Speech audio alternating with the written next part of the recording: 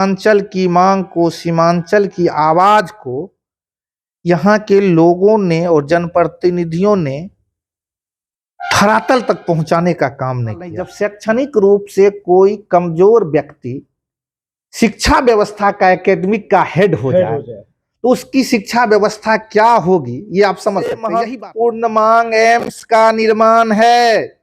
स्वास्थ्य व्यवस्था हर एक व्यक्ति को चाहिए और मैं इस मांग को लेकर प्रधानमंत्री को पत्र भी लिखने का काम किया है। जरूरत पड़ी तो सड़क पर उतरने का काम करूंगा और एम्स का निर्माण सीमांचल की जनता की एक मुहिम होगी कि उप राजधानी बनने के बाद स्वतः विकास की दीप जल जाएगी। तो लोग कहते थे क्या पूर्णिया में विश्वविद्यालय हो जाएगा क्या?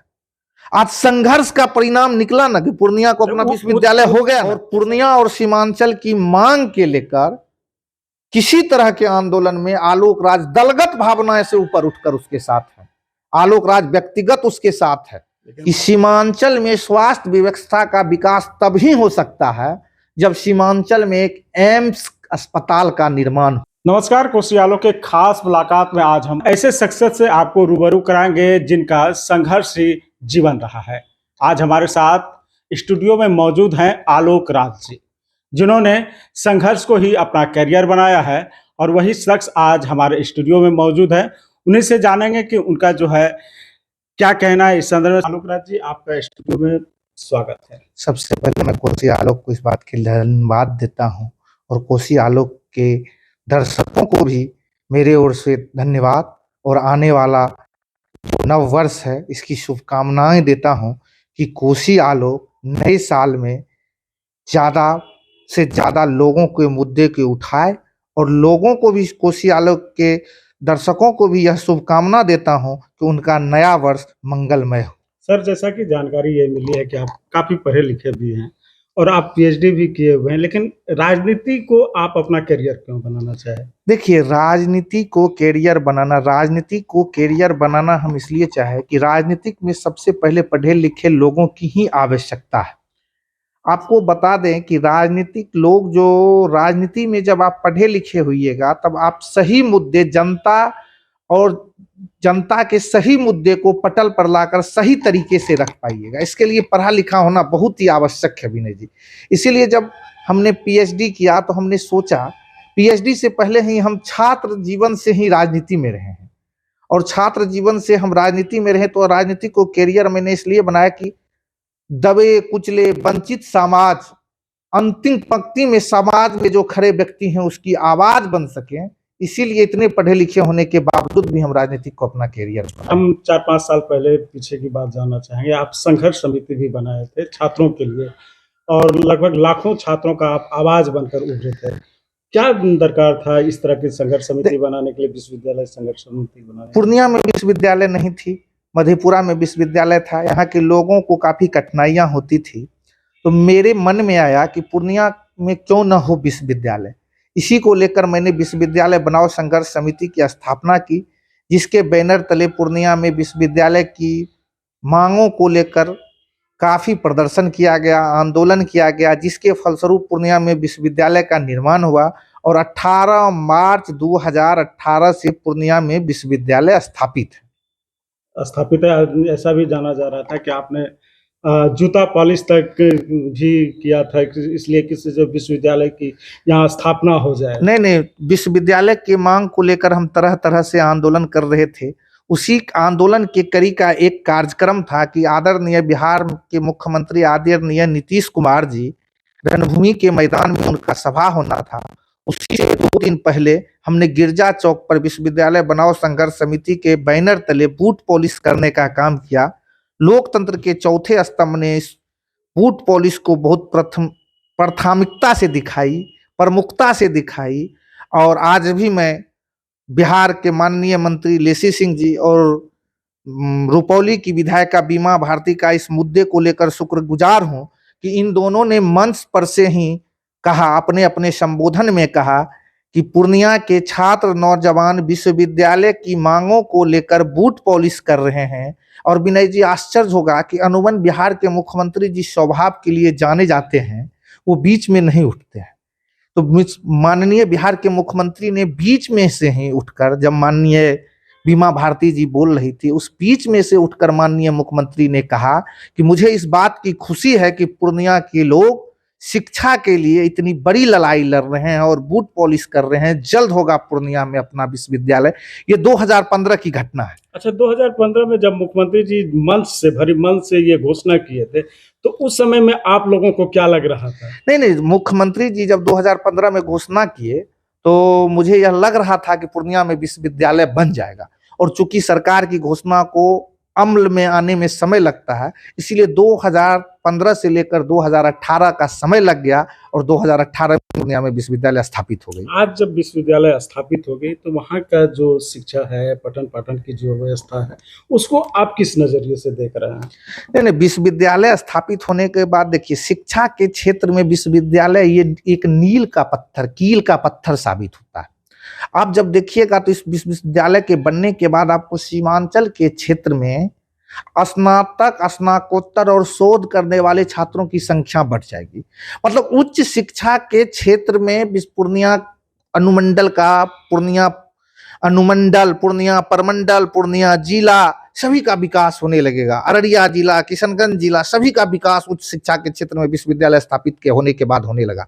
विश्वविद्यालय की स्थापना से सबसे पहले हम बता दें कि आप जब जाएंगे तो आज यह विश्वविद्यालय की ये स्थिति है कि स्नातक करने के लिए इतने इस क्षेत्र के छात्र इच्छुक हो गए हैं कि विश्वविद्यालय में उतनी सीटें नहीं हैं जितने विश्वविद्यालय इस क्षेत्र के लोग स्नातक करना चाहते हैं। तो ये सीमांचल के लिए बहुत बड़ी विकास की कड़ी है शिक्षा और विश्वविद्यालय। 99 की बात अगर हम याद करें तो 99 में हमने भी जो है ग्रेजुएशन के लिए ज्योग्राफी के लिए हमने ट्राई किया था यहाँ पे, लेकिन नहीं हो पा रहा था। कहा गया था कि इससे जो है यूनिवर्सिटी जो है मधेपुरा यूनिवर्सिटी जाइए। अब लग रहा है कि इससे जितने भी कोर्सेज हैं वो यहाँ पे पूर्णिया विश्वविद्यालय में चलाई जा रही है। लगभग सभी कोर्सेज चलाई जा रहे हैं। ज्योग्राफी की जो बात कर रहे हैं आप ग्रेजुएशन में, तो उस समय में ज्योग्राफी की कोर्सेज पूर्णिया में, पूर्णिया कॉलेज में नहीं थी। मात्र एक कस्बा कॉलेज कस्बा था जहां ज्योग्राफी कोर्स की पढ़ाई होती थी। तो ये सत्य है विनय जी कि यहाँ के लोग उस समय बहुत ऐसे विषय थे जिसमें पढ़ाई चाह के भी नहीं कर पा रहे थे, लेकिन विश्वविद्यालय खुलने के बाद उसी सब्जेक्ट में आप आज स्नातकोत्तर तक कर सकते हैं। यही विश्वविद्यालय की शोध तक कर सकते हैं। तो उच्च शिक्षा के जगत में विश्वविद्यालय तो मील का पत्थर है, इसमें कहीं इससे इनकार नहीं किया जा सकता। सीमांचल की अगर बात करें तो सीमांचल में जो विकास का जो पैमाना होना चाहिए था, जो विकास होनी चाहिए थी, खास करके पूर्णिया में और पूर्णिया के आसपास के जिलों में, जो पटना में आप देखते होंगे कि दुधिया रंगों से जो है, रात में जब देखते होंगे तो दुधिया रंगों से रंगा हुआ होता है पटना और पटना के आसपास के शहरों का, लेकिन उस तरह का जो विकास होना था ये इस क्षेत्र में नहीं हो पाया। उसको आप किस संदर्भ में? नहीं, मैं बेबाकी से बोलना चाहता हूं कि सीमांचल का विकास आज भी अधूरा है। सीमांचल का विकास जिस स्तर से होना चाहिए उस स्तर से सीमांचल का विकास हो नहीं पाया। इसलिए नहीं हो पाया कि सीमांचल की आवाज को, सीमांचल की मांग को, सीमांचल की आवाज को यहाँ के लोगों ने और जनप्रतिनिधियों ने धरातल तक पहुंचाने का काम नहीं किया। अगर आप एक महरूम तस्लीम उद्दीन साहब की बात छोड़ दें तो किसी लोगों ने सीमांचल की आवाज को अपनी आवाज बनाने की कोशिश न की, जिसके कारण सीमांचल विकास में पिछड़ा रह गया। और सीमांचल हर एक चीज में पिछड़ा है। आप शैक्षणिक में देख लीजिएगा, उसमें भी पिछड़ा है, आर्थिक रूप से भी पिछड़ा है। शैक्षणिक और आर्थिक रूप से पिछड़ा जब है तो विकास में तो पिछड़ा होगा ही, इससे कहीं भी इनकार नहीं किया जा सकता। लेकिन सीमांचल की आवाज सरकार तक गूंजेगी और सीमांचल के में विकास का दीप हर घर तक जलेगा। यही मेरे संघर्ष का एक कड़ी है। अमोर के एक विधायक हैं जो विधानसभा में ये मांग किए थे कि सीमांचल का जो क्षेत्र है, जो एरिया है, यहाँ सीमांचल में जो है उपराजधानी होनी चाहिए। इससे आप कितना सहमत हैं? अमोर के विधायक अख्तरुल इमाम साहब ने सदन में यह मांग किया था कि पूर्णिया को उपराजधानी बनाई जाए। मैं इनके मांगों का समर्थन करता हूं। देखिए, उपराजधानी बनने के बाद स्वतः विकास की दीप जल जाएगी, क्योंकि उपराजधानी बनने के बाद जो हमें विकास की कमी महसूस होती है जब यहाँ पदाधिकारी आएंगे, उस तरह के पदाधिकारी बैठेंगे, कैबिनेट लोग बैठेंगे, मंत्री बैठेंगे, तो उन्हें यहाँ के कमी का अंदाजा हो जाएगा और विकास स्वतः हो जाएगा। तो मैं इस मांग का समर्थन करता हूं कि पूर्णिया को बिहार का उपराजधानी बनाया जाए।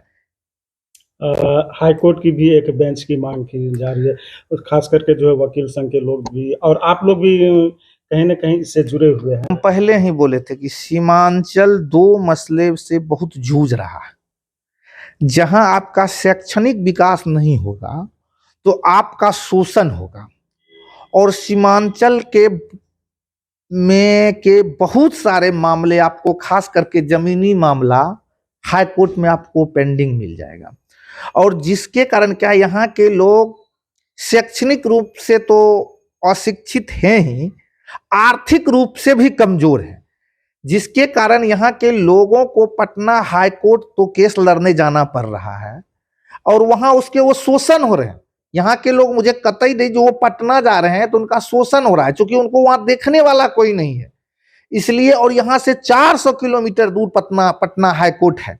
तो हाई कोर्ट की अगर बेंच यहाँ हो जाती है तो यहाँ के लोग शोषण से बचेंगे। दूरी के वजह से भी गरीब लोगों का जो न्याय मिलना चाहिए वो नहीं मिल पा रहा। हो क्या रहा है, हम आपको बताएं नहीं, आर्थिक रूप से कमजोर लोग हैं, पटना चले जा रहे हैं, केस तो किसी तरह कर ले रहे हैं, लेकिन जब उनको 1-2 तारीख में जाना पड़ रहा है तो 2 तारीख के बाद वो हाई कोर्ट जाना छोड़ देते हैं। आपको यह आश्चर्य होगा कि उनको उचित न्याय नहीं मिल रही है। 90% लोग हाई कोर्ट में जो केस लेके जा रहे हैं उसका 90% केस 1 साल में बंद हो जा रहा है, क्योंकि वो जा नहीं पा रहे हैं, वकील को उसकी राशि नहीं दे पा रहे हैं, वो केस स्वतः बंद हो जा रहा है। सीमांचल के लोगों को उचित न्याय नहीं मिल पा रहा है। आपको लग रहा है कि पूर्णिया में हाईकोर्ट का बेंच भी होना चाहिए, पूर्णिया को उपराजधानी भी बनना चाहिए, इसकी मांग को लेकर आप लोग लगातार आंदोलित रहेंगे? नहीं, पूर्णिया में हाई कोर्ट की बेंच भी होनी चाहिए, पूर्णिया को उपराजधानी भी बननी चाहिए। इस मांगों को लेकर हम लोग सदैव सड़क पर उतरने तक को तैयार हैं, और पूर्णिया और सीमांचल की मांग के लेकर किसी तरह के आंदोलन में आलोक राज दलगत भावना से ऊपर उठकर उसके साथ है। आलोक राज व्यक्तिगत उसके साथ है। लेकिन महागठबंधन की जो सरकार है, नीतीश कुमार इसके मुखिया भी हैं, उन्होंने तो साफ तौर पे ये मना कर दिया कि पूर्णिया ऐसे राजधानी बनने। विनय जी, जब माँ जो है बच्चे को दूध तब पिलाती है जब बच्चा रोता है, तो जब तक आप रोइएगा नहीं, जब तक आप मांगों को प्रमुखता से नहीं रखिएगा, तब तक आपको मिलने वाला कुछ नहीं। संघर्ष आप लोग का जारी रहेगा। जब तक संघर्ष नहीं कीजिएगा तब तक कोई लाभ नहीं होगा। संघर्ष ही जीवन है और जीवन ही संघर्ष है। जब यह चीज आप ठान लीजिएगा तो आपको उसकी जरूर सफलता मिलेगी। आज आपको बता दें, जब पूर्णिया में विश्वविद्यालय के लेके आंदोलन छेड़ा जाता था तो लोग कहते थे क्या पूर्णिया में विश्वविद्यालय हो जाएगा क्या? आज संघर्ष का परिणाम निकला ना कि पूर्णिया को अपना विश्वविद्यालय हो गया ना। ऐसा भी पता चला कि उस शिक्षा के लिए आपने तो कुलाधिपति राज्यपाल जी को भी जो है आप घेरने का काम किए थे। देखिए, मैंने एक आंदोलन चलाया था, बिहार की उच्च शिक्षा व्यवस्था को बचाना है तो भ्रष्टाचारी कुलाधिपति को भगाना होगा। एक दौर ऐसा चले आया कि पटना उच्च न्यायालय के न्यायाधीश को यह इंटरफेयर करना पड़ा। उन्होंने बहुत बखूबी टिप्पणी किया कि ये उच्च शिक्षा व्यवस्था को हो क्या गया, कुलाधिपति कार्यालय भ्रष्टाचारी को संरक्षण दे रहा है। जब हाई कोर्ट इस तरह की टिप्पणी करे कि कुलाधिपति कार्यालय भ्रष्टाचारी को समर्थन दे रहा है, आज आप देख लीजिए वही भ्रष्टाचारी की कल संपत्ति जब्त हुई है। आज सभी अखबार में आप देखे होंगे कि राजेंद्र प्रसाद जो कुलपति थे उनकी संपत्ति जब्त हुई है।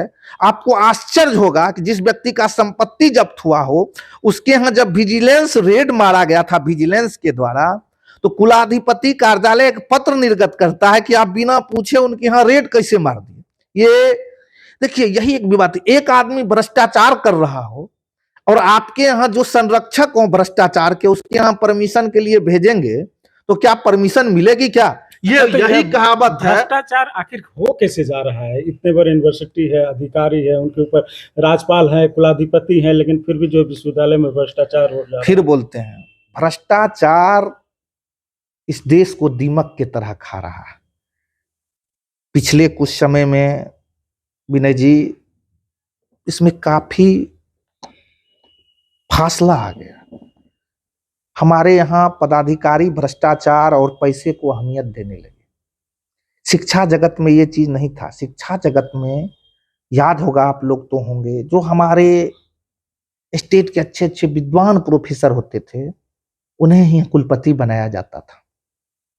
ये प्रॉपर्टी बीच के दिनों में टूटी और बिहार के बाहर के लोग बिहार में आके कुलपति बने, जो उच्च शिक्षा व्यवस्था में सुधार के बदले विश्वविद्यालय को पढ़ाई के बदले कमाई का केंद्र बना दिया, जिसके परिणाम स्वरूप ही विश्वविद्यालय में शिक्षा व्यवस्था चौपट हो गई। आपको लग रहा है कि राज्यपाल का जो नियुक्ति हो जा रहा है राष्ट्रपति के द्वारा, इसलिए कि राज्यपाल की नियुक्ति राष्ट्रपति करते हैं अलग अलग स्टेटों में, तो जो नियुक्ति की प्रक्रिया है वो कहीं ना कहीं लग रहा है कि इससे वो उसी तरह से होता है क्या?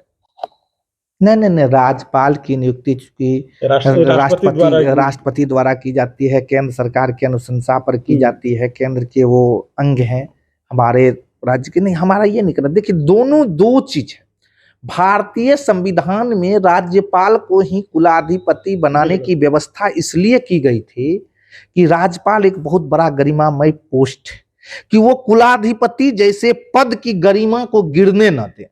लेकिन बीच के तौर में तो राज्यपाल और कुलाधिपति ऐसे लोग बनने लगे जो इस पद की गरिमा को ही तार तार कर दे। हम वही चीज कहना चाह रहे हैं कि जिस तरह की प्रक्रिया है राष्ट्रपति के द्वारा राज्यपाल की नियुक्ति हर स्टेटों में करना, लग रहा है कि उसका जो मानक होना चाहिए वो मानक पे खड़ा नहीं मानक पे खड़ा नहीं होना चाहिए। मैं बता दूं कि एक बात और है विनय जी, कि राज्यपाल और की नियुक्ति कुलाधिपति शैक्षणिक रूप से क्या, कि जब आप राज्यपाल नहीं, जब शैक्षणिक रूप से कोई कमजोर व्यक्ति शिक्षा व्यवस्था का एकेडमिक का हेड हो जाए तो उसकी शिक्षा व्यवस्था क्या होगी ये आप समझ सकते हैं। यही बात है, राज्यपाल हो जाते हैं शिक्षा व्यवस्था के हेड कुलाधिपति होने के नाते, और जब वो खुद उस योग्य ना हो तो वो भी कहीं भ्रष्टाचार चरम पे चले जाता है। उनको ज्ञान नहीं होता। आप ऐसे लोगों को बना देते हैं जो अपने खुद ग्रेजुएशन न, उनको आपको ग्रेजुएशन की उनको पता ही नहीं है कि हम कभी कॉलेज गए ही नहीं, कॉलेज किस तरह करना है, कॉलेज की पढ़ाई किस तरह करना है। तो ये तो हो जाता है कि हमारे यहाँ कहावत है देहात में, भैंस के आगे बीन बजा भैंस कहीं पगुलाए। तो जिसको अपने कोई उस चीज का क्षेत्र का नॉलेज नहीं हो वो एकेडमिक और शैक्षणिक हेड हो जाते हैं, शैक्षणिक हेड तक हो जाते हैं कुलाधिपति। तो लेकिन बीच के दिनों में जब आपने कहा कि आंदोलन, तो हमने आंदोलन जो छेड़ने का काम किया, उसके बाद बिहार को यह सौभाग्य प्राप्त हुआ कि मुझे कतई बोलने में नहीं है कि के पाठक जैसे लोग शिक्षा व्यवस्था के प्रधान सचिव बने। लेकिन बहुत शिक्षक तो उनका विरोध भी कर रहे हैं। देखिए, फिर सोचिए, विरोध वही करेंगे जो भी काम नहीं किए, जिनको काम करने आ रहा था, जिन्हें आदत थी घर में बैठकर वेतन ले लेने का। ऐसा तो नहीं कि आपकी सरकार भी है, आप तो राजनीति से भी जुड़े हुए हैं, आपकी सरकार है इसीलिए आप के पाठक जी का नहीं, के पाठक जी का हम समर्थन इसलिए कर रहे हैं कि आपने के पाठक से पहले शिक्षा व्यवस्था को देखा होगा। आश्चर्य कीजिएगा विनय जी, मैं विश्वविद्यालय से जुड़ा हुआ व्यक्ति हूं, विश्वविद्यालय में छात्र और शिक्षक नहीं आ रहे थे। शिक्षक छात्र को पढ़ाना नहीं चाहते थे, छात्र जो है प्राइवेट में ट्यूशन पढ़ रहे थे। आज अगर विश्वविद्यालय में जाइएगा तो क्लास संचालित हो रही है, छात्रों को बैठने का जगह नहीं मिल रहा है। ये गैप भरे हैं, ये 15 साल 16 साल का जो गैप हो गया था शिक्षा व्यवस्था में, शिक्षा व्यवस्था जो चरमरा गई थी 15 सालों में, उसको के पाठक ने सुधारने का काम किया इस महागठबंधन की सरकार ने। और इससे सुधारने में के पाठक नहीं, लेकिन सरकार की इच्छा शक्ति है। के पाठक तो उसको अमजी जामा पहनाने वाले पदाधिकारी हैं। सरकार ने यह इच्छा शक्ति जताई है कि बिहार के शिक्षा व्यवस्था को दुरुस्त करना है। अगर बिहार को विकास की ओर ले जाना है तो पहले शिक्षा व्यवस्था को दुरुस्त करना होगा। इसी हम एक स्वास्थ्य से भी बातें कर ले कि पूर्णिया और सीमांचल का जो इलाका है, यहाँ पे आसपास के जिलों को के लोग भी जो है यहाँ स्वास्थ्य सेवा के लिए आते रहते हैं। जिस तरह का जो है स्वास्थ्य व्यवस्था है अभी पूर्णिया में, क्या लग रहा है कि ये स्वास्थ्य व्यवस्था काफी है या और कुछ इसमें बढ़ोतरी होनी चाहिए। सीमांचल की स्वास्थ्य व्यवस्था पूर्णतः चौपट है। मुझे बोलने में कोई गुरेज नहीं है विनय जी। स्वास्थ्य मंत्री तो तेजस्वी यादव एकदम जी हैं। स्वास्थ्य मंत्री तेजस्वी यादव जी हैं। क्यों चौपट है हम बता देते हैं। हम बहुत पिछड़े इलाका में हैं। आप जब चले जाइएगा किशनगंज के टेढ़ा गाछी गलगलिया वगैरह तरफ, तो इतना पिछड़ा इलाका है कि वहां के लोग इलाज कराने के लिए अस्पताल तक नहीं पहुंच पा रहे। वो झोला छाप डॉक्टर के संपर्क में आ रहे हैं। रोज सीमांचल में हजारों लोगों की मृत्यु इलाज के अभाव में हो रही, क्योंकि जागरूकता भी नहीं है। शिक्षा के क्षेत्र में हम सबसे निचले पदान पे हैं, आर्थिक क्षेत्र में हम सबसे निचले पदान पे हैं, और 90 के दशक में ही सीमांचल के गांधी कहे जाने वाले मरहूम मोहम्मद तस्लीमुद्दीन साहब ने एक मांग उठाई थी कि सीमांचल में स्वास्थ्य व्यवस्था का विकास तभी हो सकता है जब सीमांचल में एक एम्स अस्पताल का निर्माण हो। पटना में भी एम्स है। हम आपको बोल दें कि पूर्णिया में अगर बिहार में सबसे ज्यादा आवश्यकता कहीं एम्स अस्पताल का है तो सीमांचल की धरती को है। यहाँ के लोग इलाज के अभाव में दम तोड़ रहे हैं। रोज देख रहे होंगे आप कि स्वास्थ्य इलाज के अभाव में लोग मर रहे हैं। और सरकार महागठबंधन की सरकार ने चाहा है कि हम बेहतर से बेहतर इलाज दें, लेकिन 400 किलोमीटर दूर है यहां से पटना। एक अस्पताल में, एक मेडिकल कॉलेज में, बिहार के मेडिकल में जितना मेरे पास संसाधन है उसी हिसाब का हम इलाज दे सकते हैं। हम एम्स का इलाज पूर्णिया के मेडिकल कॉलेज में नहीं दे सकते। तो हमें सीमांचल में एम्स के स्तर की इलाज की आवश्यकता है। सीमांचल का पानी भी खराब है, जिस पानी के खराबी होने के कारण भी यहाँ कई तरह के रोग होते हैं इस क्षेत्र में। तो काला पानी जो कहा जाता हो, जहां काला पानी कहा जाता हो, जहां पानी के खराबी के कारण रोग होता हो, तो इसीलिए यहाँ एम्स अस्पताल की निर्माण की बहुत ही आवश्यकता है। इधर ही तो कहा जाए ये कि से जो आप लोगों का उप राजधानी का मांग है, बेंच का मांग है, अब वो एक और लाइन जुड़ गया है कि एम्स की भी मांग। तो ये तीनों मांगों को लेकर आप लोग लगातार आंदोलित रहेंगे। सभी मांगों में सबसे महत्वपूर्ण मांग एम्स का निर्माण है।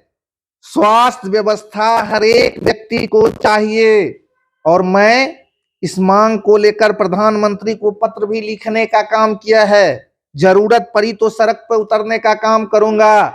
और एम्स का निर्माण सीमांचल की जनता की एक मुहिम होगी। मैंने कहा जाए कि अगर शिक्षा और स्वास्थ्य अगर बेहतर हो जाए तो लोगों के विकास और आगे बढ़ेगा। स्वतः आपकी स्वास्थ्य व्यवस्था जब ठीक हो जाएगी और शिक्षा व्यवस्था जब ठीक हो जाएगी तो आपका विकास स्वतः हो जाएगा। और आपके चैनल से मैं सीमांचल के आम आवाम से अपील करना चाहता हूं, आइए हम सब मिलकर एकजुट होकर एक मांग करें कि सीमांचल की धरती पूर्णिया में हो एम्स का निर्माण। तभी हमारी स्वास्थ्य व्यवस्था ठीक हो पाएगी और यहाँ हर एक व्यक्ति को इलाज मिल पाएगा। इन्हीं ये मांग नहीं, ये पूर्णिया और सीमांचल की जरूरत है। आदरणीय भारत के प्रधानमंत्री नरेंद्र मोदी को इस बात पर ध्यान देनी चाहिए कि सीमांचल की सरकार को भी ध्यान देनी चाहिए। नहीं, हम बताते हैं एम्स निर्माण के लिए जो है वो केंद्र सरकार के द्वारा। जमीन तो मैं आपको बता दूं कि जिस दिन केंद्र ने सीमांचल की धरती पूर्णिया में एम्स निर्माण की बात कर दी, तो मैं राज्य सरकार की तरफ से आश्वस्त कराना चाहता हूं कि 48 घंटे के अंतर राज्य सरकार यहां जमीन दे देने की काम करेगी। इसी तरह आप लोग जो है एयरपोर्ट की मांग को देखे होंगे कि बहुत तरह से केंद्र सरकार ने उलझाने का काम किया और कहा गया कि राज्य सरकार जमीन नहीं दे रही है। राज्य सरकार का दोष क्या था? राज्य सरकार ने जमीन दी, उसके बाद यहाँ के कुछ लोगों ने हमसे कहा और हमने मिलने का जाके काम किया माननीय उप मुख्यमंत्री जी से, क्योंकि वो पथ निर्माण मंत्री भी हैं, कि रोड की कनेक्टिविटी नहीं हो रही है। मैंने यहां भी था, उन्होंने उसी दिन फोन किया मेरे सामने में और तय हुआ कि सड़क के निर्माण जिस तरह का निर्माण चाहिए उस तरह के सड़क का निर्माण करा दिया जाएगा। और यहां से राज्य सरकार ने केंद्र सरकार को लिख कर भेज दिया। जब तक आप मुद्दा को सरकार में नहीं पहुंचा पाइएगा तब तक क्षेत्र का विकास नहीं हो पाया। अभी ने आपने कहा ना उपराजधानी इसलिए जरूरत नहीं है कि यहाँ उपराजधानी से बहुत कुछ मिल जाएगा।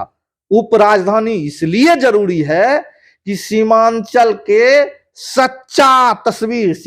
का जो सच्चा तस्वीर है वो आईना निकलकर सामने आ जाएगा जब पदाधिकारी आएंगे और रहेंगे। इसीलिए उपराजधानी जरूरत है सीमांचल के विकास के लिए। धन्यवाद। बेबाकी बात करने के लिए आपका तमाम स्वागत है खुशिया आलोक के दर्शकों के साथ।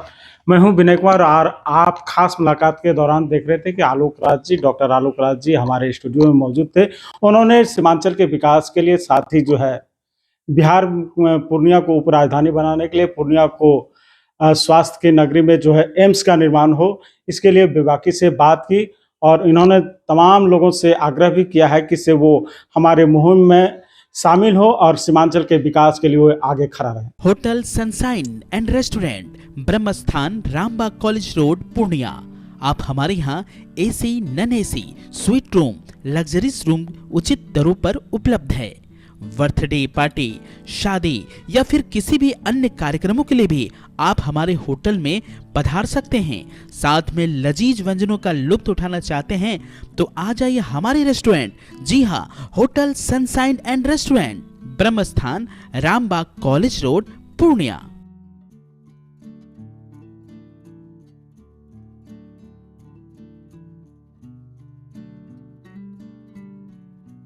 आप अपने घर को सजाना और संवारना चाहते हैं, उसके लिए अब आपको बाहर जाने की आवश्यकता नहीं, बल्कि पूर्णिया में खुल गया है SE इंटीरियर्स शारंगधर एम्पोरियम, जहां आपको इंटीरियर होम डेकोरेशन के सारे सामान एक ही छत के नीचे मिलेंगे, जैसे luxury, marble, customised foam, wallpaper, UPVC, window and door, WPC door, चौखट, wall panel, fall ceiling, 3D PVC wall panel, लकड़ी का अत्याधुनिक फर्श, putty, primer, paint accessories, waterproof दरवाजा, GL sheet with steel door with frame, digital door action, टीशा door, PVC door, doormat, carpet, खिड़की, दरवाजा का चौखट, model kitchen and wardrobe, खिड़की व दरवाजे का पर्दा, एल्युमिनियम वर्क, रूम फ्रेशनर डिजाइनदार, टॉवेल उचित मूल्य पर उपलब्ध हैं।